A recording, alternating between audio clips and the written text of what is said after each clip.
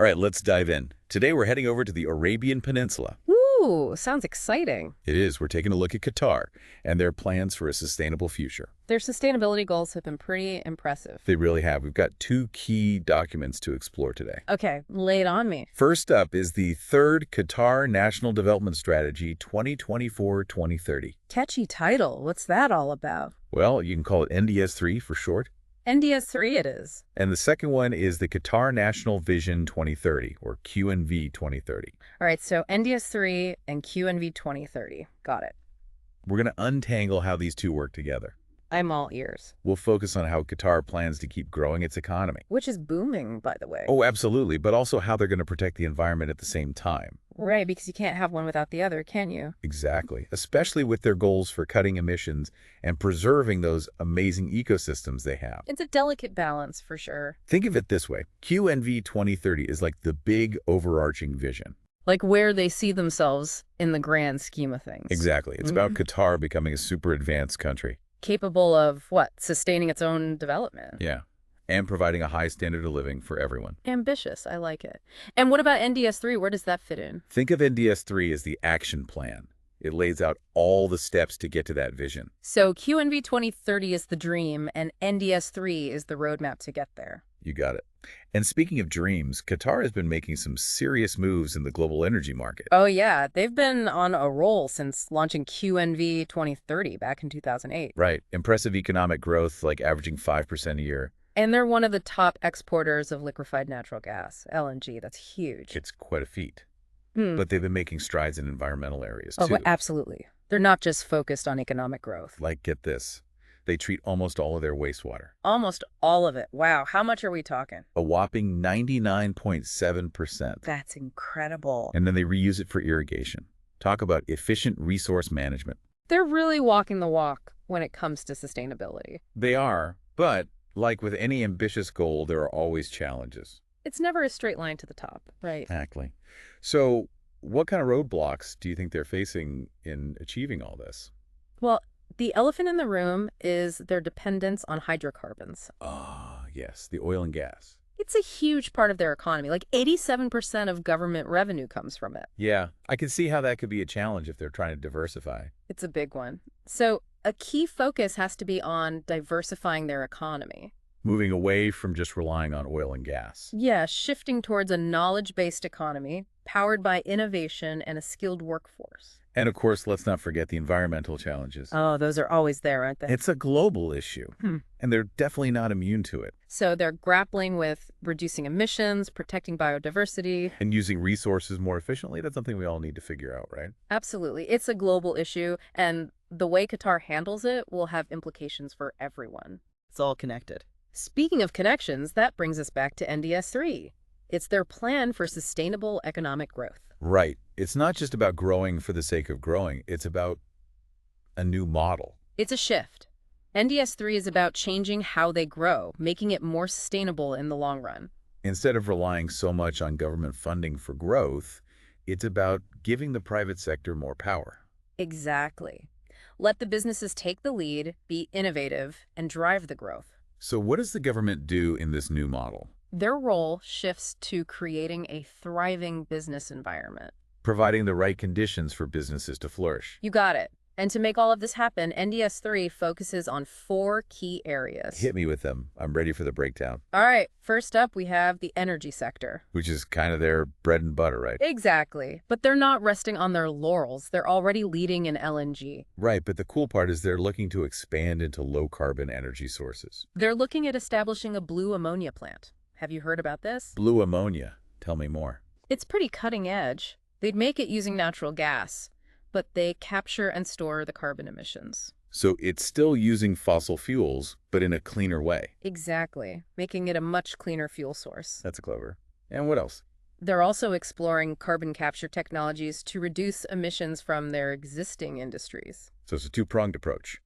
Cleaner energy Yeah. and reducing emissions from current practices. Exactly. They're trying to maintain their energy leadership while going green. Smart move. It's Yeah. like having your cake and eating it too, but in a responsible way.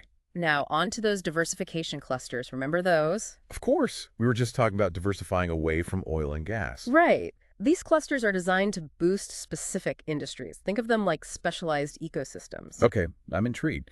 Give me an example. Sure. They have one for logistics, aiming to use their strategic location. Right, they're well positioned geographically. Exactly. They want to be a major re-export hub, especially for all the e-commerce that's happening. That's a booming market for sure. And then there's the tourism cluster going after families and sports tourism. They've already got a good reputation for hosting sporting events. They do, so they're building on existing strengths. It's all about finding their niche. It's a very strategic way to diversify their economy. So what happens within these clusters?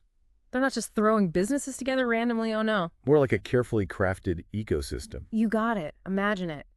Businesses, researchers, academics, even government entities all in one place. Wow, that's a lot of brain power in one room. Right. All collaborating and sparking new ideas. It's a melting pot for innovation. Exactly. Yeah. New technologies could be developed right there. It's a fascinating model for growth. So out of all these clusters, which one's got you the most excited? I'm pretty drawn to the manufacturing cluster, actually. What's so interesting about that one? It's not just about expanding their existing industries like petrochemicals. Which they're already successful at, right? Exactly. But they're also looking to develop this integrated plastic products subcluster.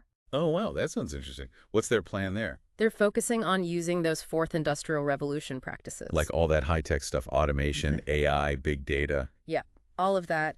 And they want to promote circular economy principles. So it's about being innovative, but also sustainable, right? Exactly. Keeping things competitive while being environmentally responsible. That sounds like a challenge, but also a huge opportunity. Absolutely. The potential for growth and innovation is enormous in that cluster. It's exciting to see a nation thinking so far ahead, not just for the next few years, but for decades to come. It really highlights how economic decisions and environmental outcomes are intertwined. You can't have one without the other, can you? But speaking of the environment, we haven't even talked about how NDS-3 specifically tackles those challenges. Oh, we have a lot more to unpack. Stay tuned for the next part of our deep dive. We'll be back after the break to discuss just that. It's amazing to see them thinking long-term. Right. Not just about quick wins, but a sustainable economy for the future. It shows how much economic decisions affect the environment. Yeah, it's all connected. But we haven't even talked about the specifics of NDS-3 and the environment yet. Oh, there's a lot to cover. Sustainability is a big part of their plan. Beyond just those diversification clusters. Absolutely. NDS-3 really dives deep into environmental sustainability.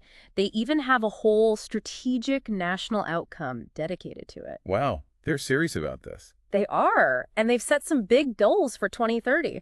Like what? Give me the highlights. One of the major ones is a 25% reduction in greenhouse gas emissions. Whoa, 25%. That's a huge commitment, especially while they're still growing their economy. It's a big deal. It makes you wonder how they're going to pull that off. Right. What kind of changes are they thinking of across different sectors? It's a multifaceted approach for sure. They're looking at a bunch of different things. Like what?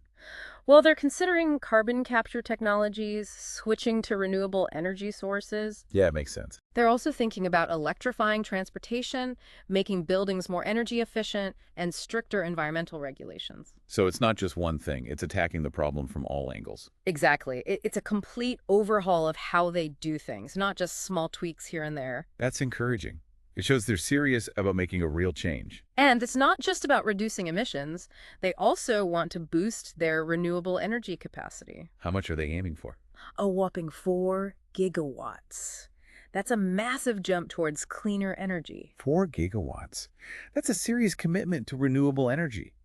Can you give me an idea of the scale? Picture vast solar farms soaking up that desert sun, powering homes and businesses. Wow, that's a powerful image. It sounds like they're aiming to be a leader in renewable energy. They are. It's not just talk. They're taking concrete steps. But what about their natural ecosystems? How do they plan to protect those? Right. With all that development, it's important to make sure the environment isn't negatively impacted. They've got a plan for that, too. They want to protect 30% of their land and marine areas. That's a big chunk of their country. It is. And on top of that, they want to restore 30% of the natural habitats that have been degraded. So they're not just protecting what's already there. They're actively trying to heal the environment. Exactly. Think about it: carefully designated protected areas, safeguarding those unique habitats. From the mangroves along the coast to the delicate desert ecosystems inland. It's like they're creating a network of sanctuaries across the country. It's a beautiful vision. It's a very proactive approach to preserving their biodiversity. It really is. And they're not stopping there. They're putting resources into restoring damaged areas, bringing life back to those degraded landscapes. Wow, it sounds like they're going all in on conservation. But with all that desert, water must be a major concern, right? Water is definitely a precious resource, and they're not taking it for granted. So what are they doing to make sure they're using water responsibly? They're tackling it from several angles. They're looking at better ways to manage their groundwater so they don't overuse it. Makes sense, especially in a desert environment. And they're looking into more efficient desalination technologies to reduce the energy needed to make fresh water. So it's about reducing waste and finding sustainable alternatives. Exactly. And they even have a target for reducing how much water each person uses per day. What's the goal there? They want to get it down to less than 310 liters per day. It's a pretty ambitious goal. That's a big change. How are they planning on getting people to use less water? They're investing in leak detection technology and doing those water balance projects to minimize water loss. So it's not just about telling people to conserve, it's about fixing the infrastructure too. Right. They're making sure the systems are as efficient as possible. It's a whole of society effort, from policymakers to everyday people, to use water more responsibly. It's really impressive to see them tackling this challenge head on. These environmental targets aren't just numbers, they're about a healthier planet for everyone. Absolutely. It's about recognizing that environmental health is global health. It benefits all of us, not just Qatar. But how does all of this fit into that bigger vision of QNV 2030? We've got the detailed plan with NDS3 and the long-term goals of QNV 2030. It's about the journey and the destination. QNV 2030 sets the destination where they want to be, and NDS3 is like the navigation system guiding them there. I like that analogy. So QNV 2030 is the why, and NDS3 is the how. Precisely.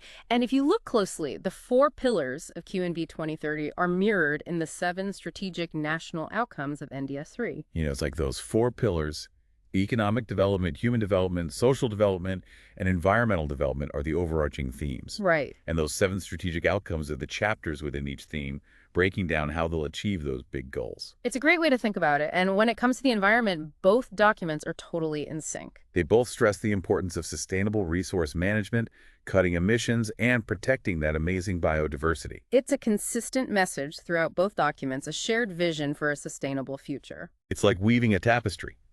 Each thread of NDS3 contributes to the larger picture of QNV 2030. And it's not just about the documents themselves, it's the commitment behind them.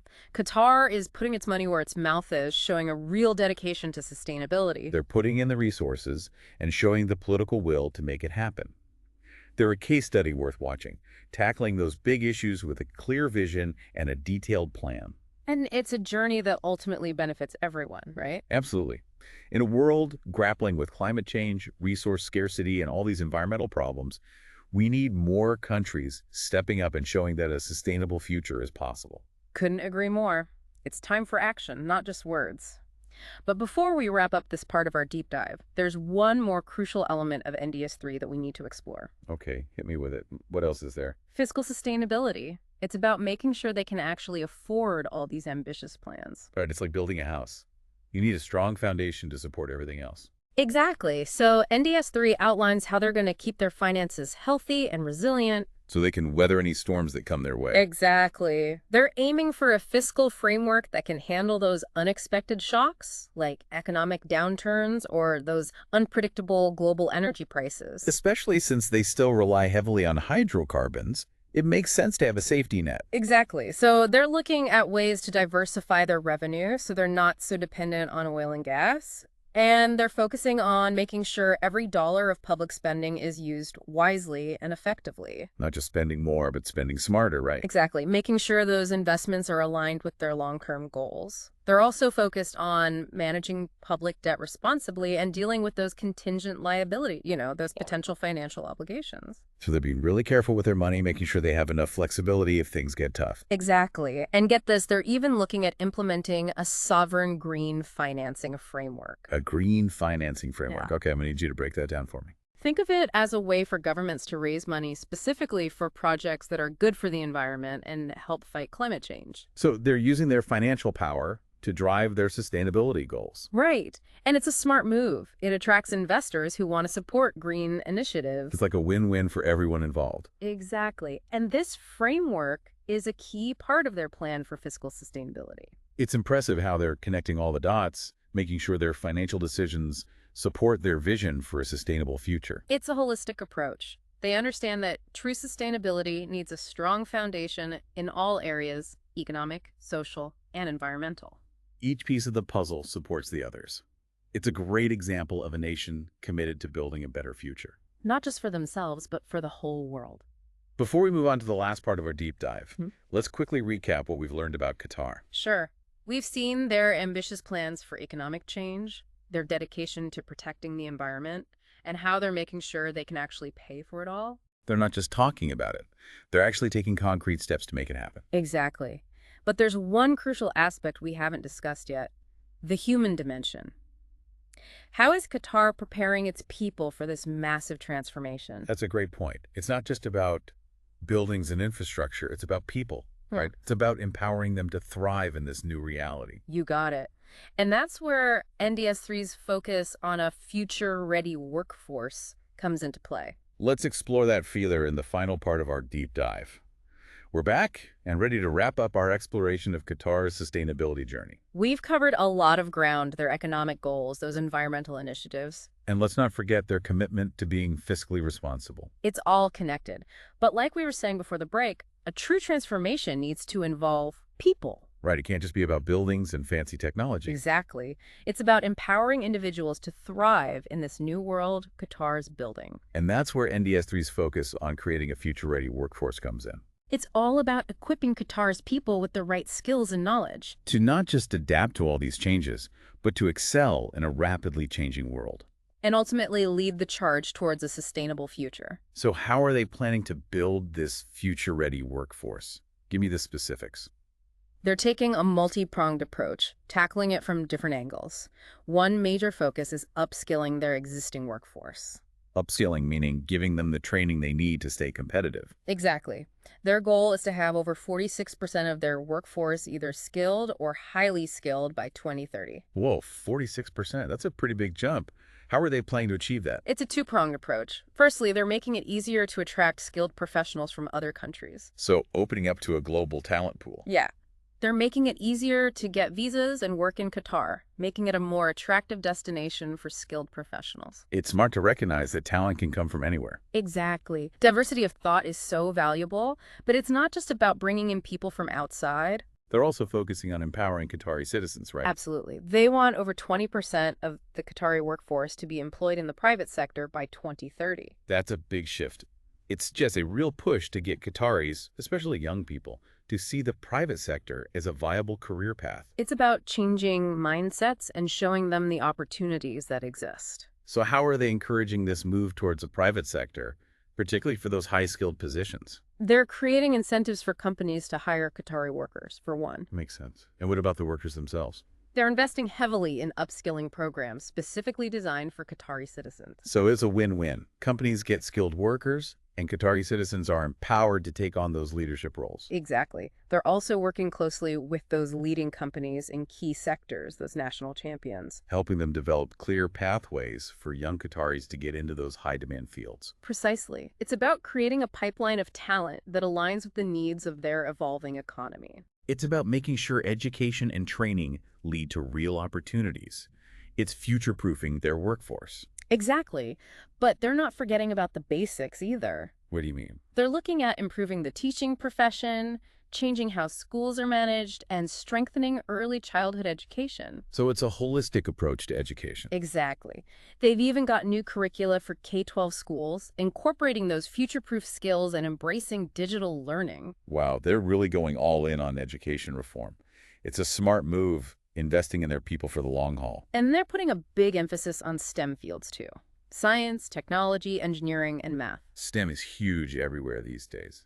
Those are the skills that drive innovation. Exactly. They want to increase the number of graduates in those fields from 10% to over 18% by 2030. It all circles back to their vision of a knowledge-based economy. It's about creating a workforce that can compete on a global scale. It's inspiring to see a nation investing so much in its people. It really shows they understand that human capital is the foundation of any kind of progress. It's not just about the physical stuff, it's about empowering people to create change. As we wrap up our look at Qatar's plans for a sustainable future, what are your key takeaways? What stood out to you the most? I think it's clear that Qatar has a bold and ambitious vision for the future. They're not just reacting to things, they're actively shaping their destiny. They want to be a global leader in sustainability, and they're backing it up with concrete actions and serious investments. It's not just empty promises. They're putting in the work. Exactly, and their approach is comprehensive.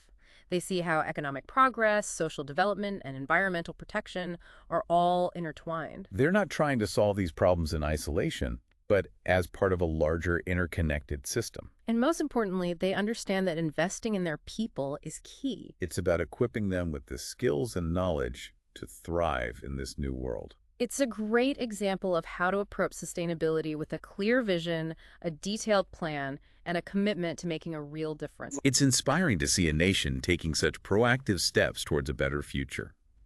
As we finish our deep dive, it really makes you think, What can we learn from Qatar's approach?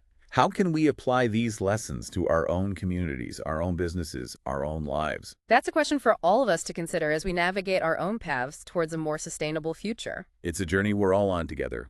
Thanks for joining us on this deep dive. Until next time, keep exploring, keep questioning, and keep striving for a better tomorrow.